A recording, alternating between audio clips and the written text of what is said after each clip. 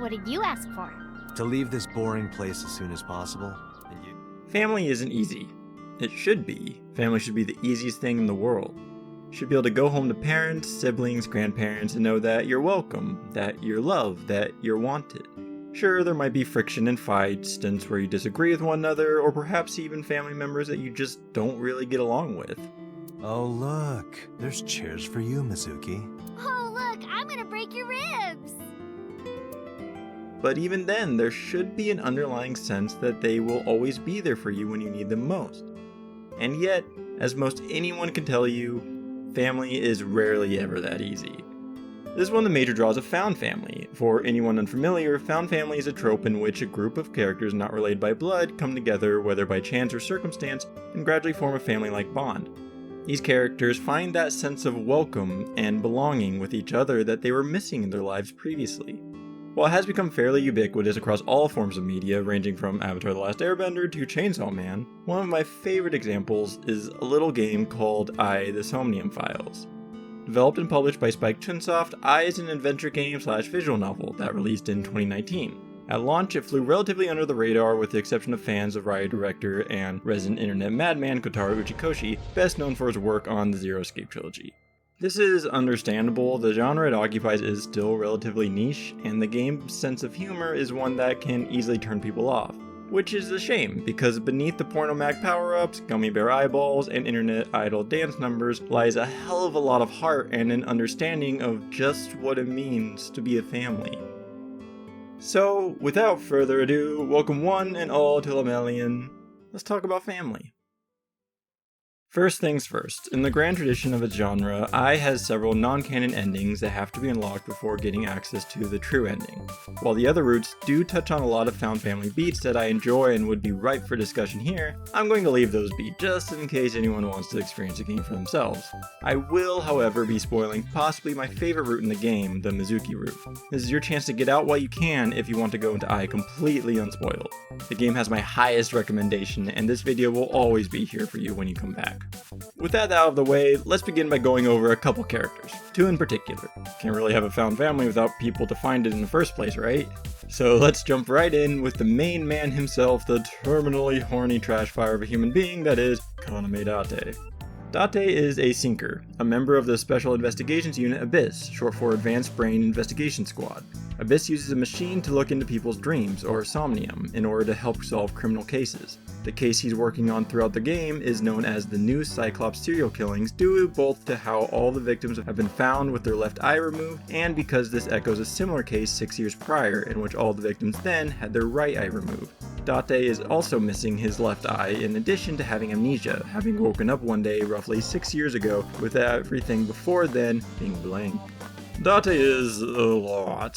Just listing out things he does throughout the game could make him seem like a parody of a visual novel protagonist. The terminally horny moniker I gave him earlier isn't really a joke. My man sees a 3.6 times increase in reaction time if pornography is involved. In fact, that's oddly crucial on more than one occasion. He also doesn't hide his appreciation for large breasts, the smell of women's shoes, and the aesthetic qualities of pelvic bones. The reason why these aspects get so much attention is, for one, that's just kinda how he is, but it's also because he's largely incapable of saying how he truly feels when he cares about someone. He defaults to jokes, puns, and teasing, and his horniness can be seen as a symptom of this. If a situation arises where he does need to be serious, he lets his actions speak for him, not wasting a second when he learns someone he cares about has been kidnapped, for example, or leaping into the line of fire when that same person is about to be shot.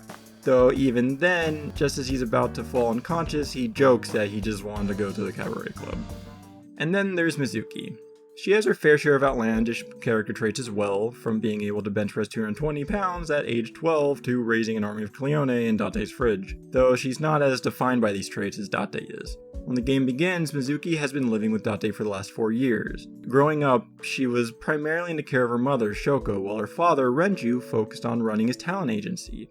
Shoko wasn't a good mother, often blaming Mizuki for her unhappiness and frequently physically and verbally abusing her. This unhappiness eventually led to her parents getting a divorce, with Renju getting custody of Mizuki. But he decided that he wouldn't be able to take care of her and asked Date if he would take her in. Mizuki is a lot like Date, quick with a quip and ready to take action for the people she cares about. She's a viciously loyal friend, sometimes literally, as any of the dozens of goons she takes out during the game can attest to. Unlike Date, she's more open with expressing her feelings and will talk about how much someone like her friend Iris means to her. There's an exception to this though, when it comes to someone she views as a parent. She learned early on that causing trouble either resulted in abuse from Shoko or in her distracting Renju from his job, something that to him was more important. This means that while she can be open and honest with her friends, it's harder for her to do so with someone like Date. This can be seen in some of the other routes where Date focuses on helping other characters at the expense of Mizuki, leading her to find solace with her friends for fear of being a burden to Date during his investigation. The reason why she needs someone to comfort her in the first place is because Mizuki arguably endures more than any other character over the course of the story. The game opens with her rendered mute after coming upon her mother's corpse in an abandoned amusement park. This is something all routes share, and whether or not Date is able to help cure her aphonia after entering her Somnium is the first branching point in the narrative. In order to start down the Mizuki route, Date must give Mizuki a hug, comforting her dream self as she sobs at the loss of someone who, while an objectively terrible parent, she still cared about. This action is the first step towards Mizuki and Date finding that sense of ease and warmth that a family should provide. Mizuki isn't used to having a parent comfort her like this, and while she doesn't remember the dream upon waking, Date's action still has an effect, curing her aphonia and allowing Mizuki to more or less go back to her old self, at least on the surface. It's not long after, however, that she receives a second blow, as the next victim of the new Cyclops serial killings is none other than Renju. While Renju was distant and often chose his job over his daughter, he was still present. Mizuki frequently spent time at his talent agency, and whenever a parent was needed at school, he'd be the one to come in. Because of this, his death hits Mizuki especially hard, even as she refuses to let it show. Thus far, Mizuki has been joining Date on his investigation, wanting to try to help find the person who killed Shoko. But after Renju's body is discovered, Date knows how hard all of this must be for her and tries to give her an out. She insists on staying, telling him that she doesn't want to run away, she doesn't want to be weak. Date understands where she's coming from, that need to do something, to feel useful rather than just sitting there while the person who hurt her loved ones runs free. At the same time, he recognizes how dangerous the situation is and the kind of damage it can do to someone, especially a child. While Mizuki is one of the strongest characters in the cast, she's still just a kid, and there's only so much Date can stand subjecting her to. Because of this, he decides to give her the slip, leaving her in the hands of a friend as he takes off without telling her. And this brings us to the next victims, Iris and Ota. Or would-be victims, as in Mizuki's route they survive, though Ota suffers a stab wound and must be hospitalized, while Iris' left eye was removed and she has to undergo surgery.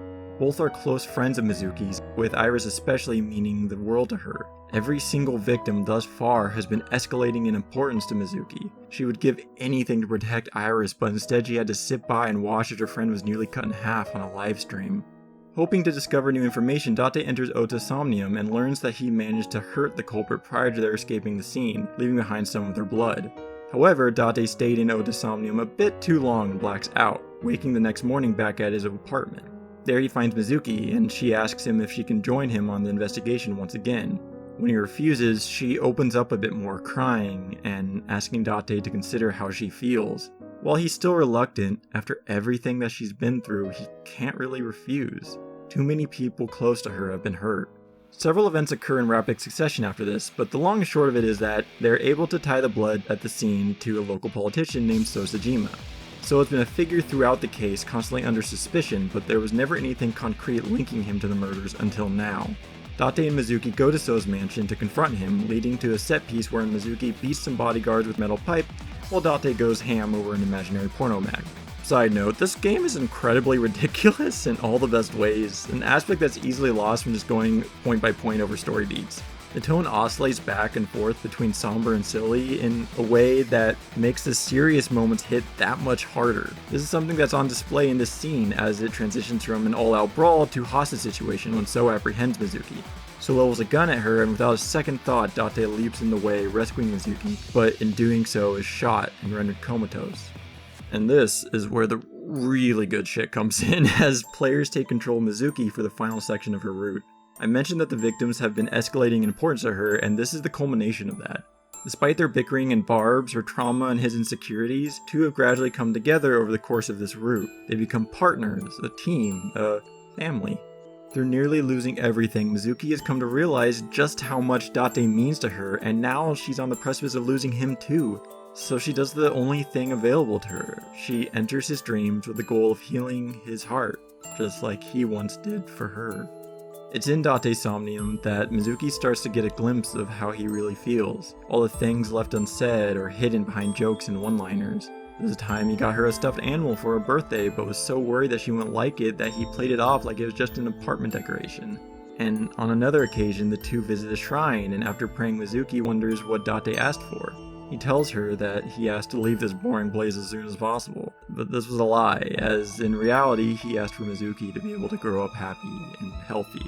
Slowly, Mizuki is able to peel away the walls Date spent so long building and maintaining, the insecurities he's been disguising all this time. This comes to a head at the end of the Somnium when Mizuki is forced to make a choice, her parents or Date. Going to Date results in him pushing her away. He's not her father, and because of this, despite what his true feelings for her may be, he doesn't feel he has the right to stand in the way of her real parents. But the entire arc of Mizuki's Route is the gradual realization that family isn't about blood, it's about actions, about the little things families do for one another without thinking.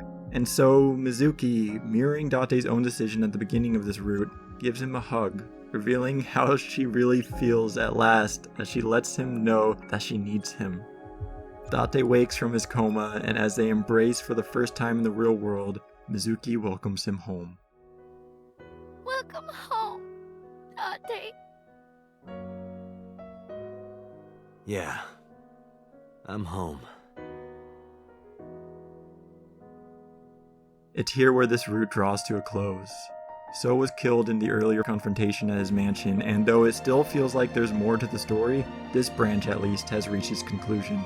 A happy end, even amidst so much tragedy. I left out a lot of details, both for the overall narrative and for Mizuki's Route.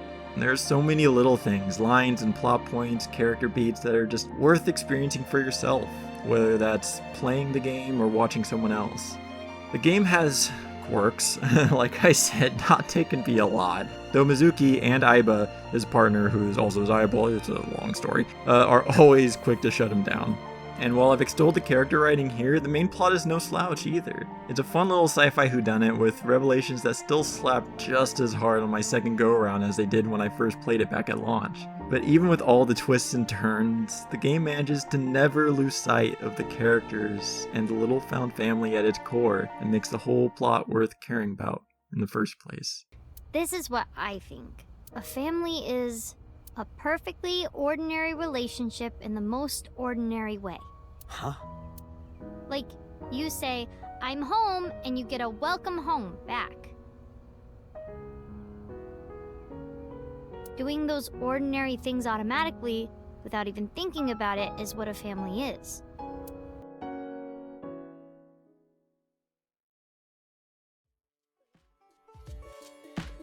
And now it's time once again for Lemillion After Hours, the point of the video where I have no script and anything can happen, like me doing this bit 5 times because I keep rambling on too long. This is why I need a script. Anyway, thank you all for making it to the end of the video. It really means a lot. I enjoyed making this one. Playing I again was a treat. I love this game a lot.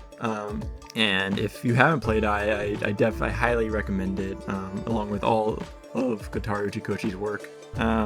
But besides that, I guess, last time I asked you to pet some animals, which is something you should definitely do. But I guess in keeping in theme with the video, go find a friend, family member.